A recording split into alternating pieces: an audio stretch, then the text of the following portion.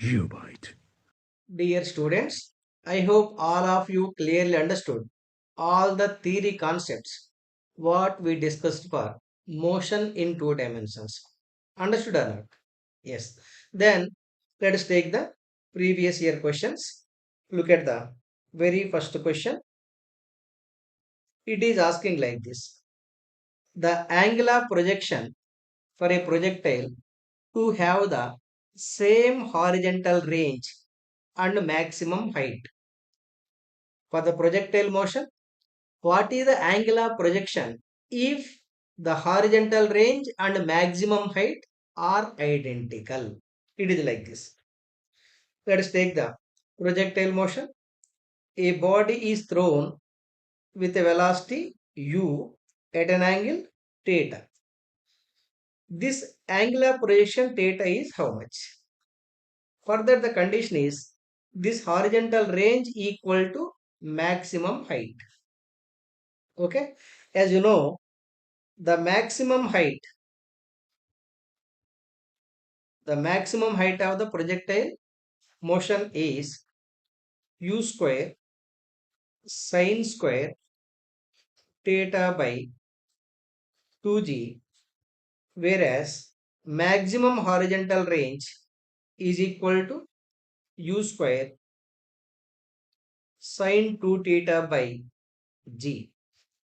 When these two quantities are identical, what is the angular projection theta? Okay, now let us equate those two quantities. Here maximum height is equal to horizontal range. Maximum height equal to what? U square sine square theta by 2g is equal to maximum horizontal range u square sine 2 theta by g. Now let us cancel this g and u square. The remaining quantity is sine square theta divided by 2 equal to sine 2 theta. As you know, sine 2 theta equal to 2 sine theta cos theta. Okay, 2 sine theta cos theta. One sine theta is cancelling. Then it is sine theta by cos theta is equal to 2 into 2, 4. Sine theta by cos theta equal to tan theta equal to 4. From this, the angular projection theta equal to tan inverse 4. That is the answer. Okay. Look at the options. Look at the options. Option A itself is absolutely correct. Understood clearly? Yes. Then let us take the another question. Read it clearly. It is asking like this. A body of mass m thrown horizontally with a velocity v from the top of the tower of height h touching the ground at a distance of 100 meters from the foot of the tower. That means if a body of mass m is thrown from the top of the tower of height h with a velocity v, it is touching the ground at a distance of 100 meters. That means this is the horizontal distance covered by the body. The second case, a body of mass 2m at a velocity v by 2 from the top of the tower of height 4h will touch the ground at a distance of.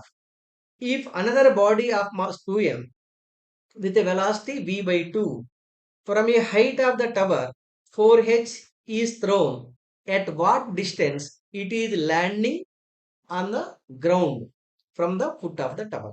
That's the question. Okay. For that, let us take the two towers. This is the small tower, small tower.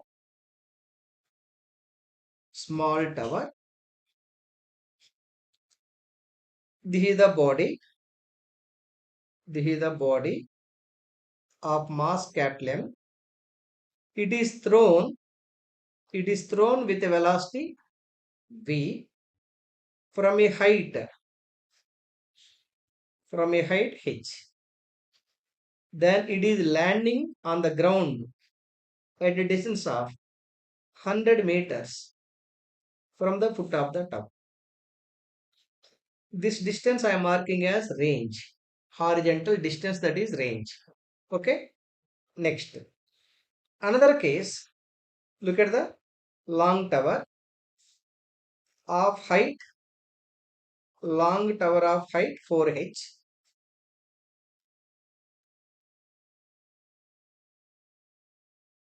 At that height, another mass is given 2m, is thrown with a velocity v by 2. Then this is the horizontal distance covered by the body x. This x is how much? That's what he is asking. What is the value of x? What is the value of x? X equal to how much? Okay. As you know, range formula v equal to range r equal to v into root 2h by g. For the first case, this is for case 1, because height is h, velocity is v. For case 2, of course, right? So here r is given 100 equal to v into root under 2h by g. For the another case, case 2, here horizontal distance x equal to velocity is given v by 2 into 2, h is given, right? H is given 4h by g. It is equal to v into 8h. 8h. You bring the 2 to inside by 4g. It is equal to v into root under 4 2 times 2h by g. Now the compare the relation k, equation k and equation L. Right side terms are identical, then this 100 must be equal to x. Therefore, x equal to 100 meters. That means the same horizontal distance the body is traveling in the second case also. That this range and this range both are identical. This r equal to this x equal to r, that is equal to 100 meters. Understood clearly? Yes. Dear friends, remember, mostly the questions from this unit asking from the projectile motion only. That's why you try to practice more problems from this particular projectile motion particularly. Okay. Then let's take the another question. Try to read it clearly. It is asking like this. A man carrying a monkey on his shoulder does cycling smoothly on a circular track of radius 9 meters. A man is carrying a monkey on his shoulder and is moving in the circular path of radius 9 meters and completes 120 revolutions. He has completed 120 revolutions in just 3 minutes. The magnitude of the centripetal acceleration of the monkey is, what is the magnitude of centripetal acceleration? Different options are given. For that, look at the circular path. Look at the circular path. This is the center of the circular path O. This radius is given R. R. That R is given 9 meters. 9 meters. Right? As you know, for one complete revolution, for one revolution,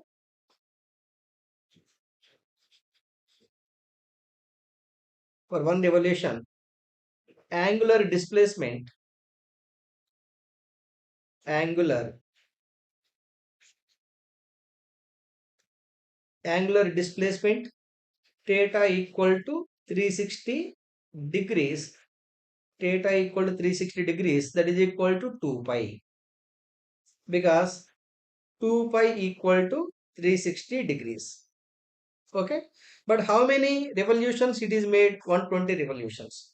Therefore, total angular displacement, total angular displacement, angular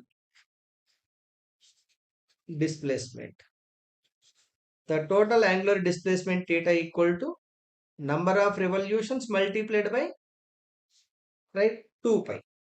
Okay, why I am finding the total angular displacement is, he is asking what centripetal acceleration, centripetal acceleration. He is asking the magnitude of centripetal acceleration. The magnitude of centripetal acceleration equal to omega square r omega square. For that we need to find the omega. But what is the omega value? Omega equal to angular displacement dividing by the time taken. So this theta is the total angular displacement for 120 rotations. For that we have decided the total angular displacement. What is the time taken?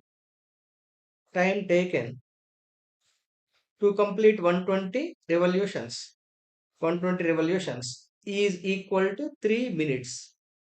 3 minutes is equal to 3 into 60. It is in seconds. Okay. Then centripetal acceleration, centripetal acceleration, centripetal acceleration AC equal to omega square r. First let me find the omega. Omega equal to angular displacement by time. Time taken, total time taken.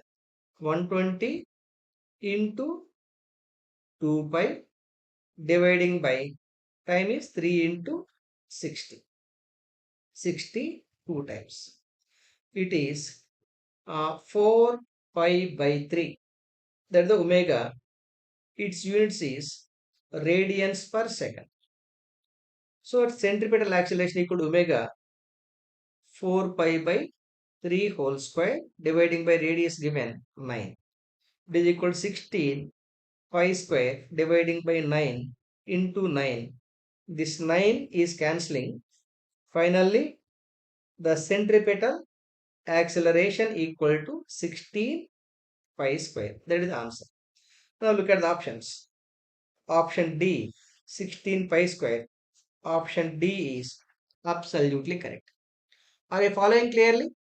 Yes. Geobyte.